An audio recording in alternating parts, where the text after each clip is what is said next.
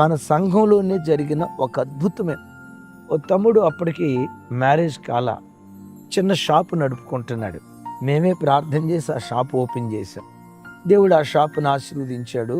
ఆ రోజుల్లో 2003-4 ఆ ప్రాంతంలో ఒక 50,000 రూపాయలు ఆ బాబు దగ్గర మిగిలినాయి. నా దగ్గరకు వచ్చాడు, అన్నయ్య 50,000 రూపాయలు మిగిలినాయి అన్నయ్య, ఒక బండి కొనుక్కుందాం అనుకుంటున్నాను, నాకు చర్చికి రావడానికి ఇబ్బంది అవుతుంది, బండి కొనుక్కుంటానన్నా, అయినా మీ ఇష్టం, మీరు ఏది చెప్తే అది చేస్తాను అన్నాడు.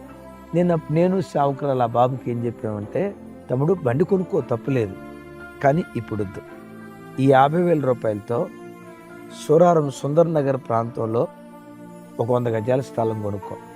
ఓ 2-3 సంవత్సరాల తర్వాత అదే రేటు పెరిగిద్ది.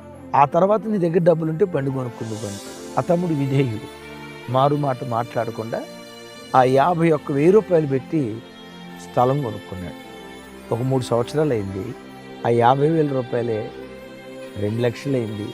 ఇంకో 2 సంవత్సరాలు కష్టపడ్డాడు. మొత్తానికి అది 8 లక్షలకు పోయింది. ఆ 8 లక్షల రూపాయలు పెట్టి తాను ఎక్కడైతే షాప్ నడుపుకుంటున్నాడో అక్కడ స్థలం కొనుక్కున్నాడు. అద్భుతం తెలుసా, ఈరోజు అదే స్థలం ఇంచుమించు 70-80 లక్షలు ఖరీదైపోయింది.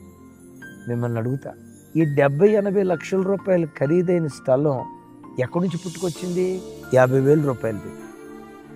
డబ్బు, దేవుడు మనకిచ్చిన డబ్బుని పెట్టుబడిగా పెట్టాలి. ఈరోజు రూపాయి పెడితే రేపు 10 రూపాయలు వస్తాయి అన్నట్లుగా అభివృద్ధి కలుగు చేసే వాటికి పెట్టుబడి పెట్టాలి. కానీ నేను బండి కొంటా, కారు కొనటం తప్పు కాదు, బండి కొనటం తప్పు కాదు.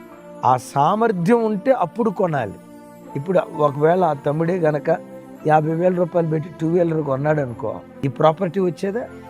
అందుకనే యూదులు సంపాదించే ప్రతి రూపాయి విలాసవంతమైన ఇల్లు కట్టుకోవటానికో, ఖరీదైన కార్లు కొనుక్కోవటానికో సాధ్యమైనంత వరకు వాడరట.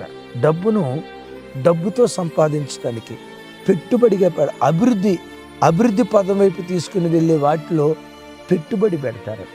ఆ పెట్టుబడే వాళ్ళని అంతకంతకు ఆశీర్వదించడం ప్రారంభించింది. అందుకని ఒక మాట ఉంది, ఎప్రిషియేషన్, డిప్రిషియేషన్. భూమి కొన్నావు, ఖరీదు పెరిగిద్ది. ఈరోజు 1,00,000 పెట్టి కొన్నావు, ఇంకో 2-3 సంవత్సరాల తర్వాత 5 లక్షలు అయింది. 25 లక్షలు పెట్టి కారు కొన్నావు, 5 సంవత్సరాల తర్వాత అమ్మితే 5 లక్షలు వస్తాయి. దీన్ని డిప్రిషియేషన్ అంటారు. అందుకని యూదులు ఎక్కువగా చదువుకి, శాస్త్రానికి, టెక్నాలజీకి ఎంతైనా పెట్టుబడి పెడతారట. డబ్బు సంపాదించడం ఒక కృప అయితే, సంపాదించిన దాన్ని జ్ఞానయుక్తంగా ఖర్చు పెట్టడం ఇది అంతులేని కృప.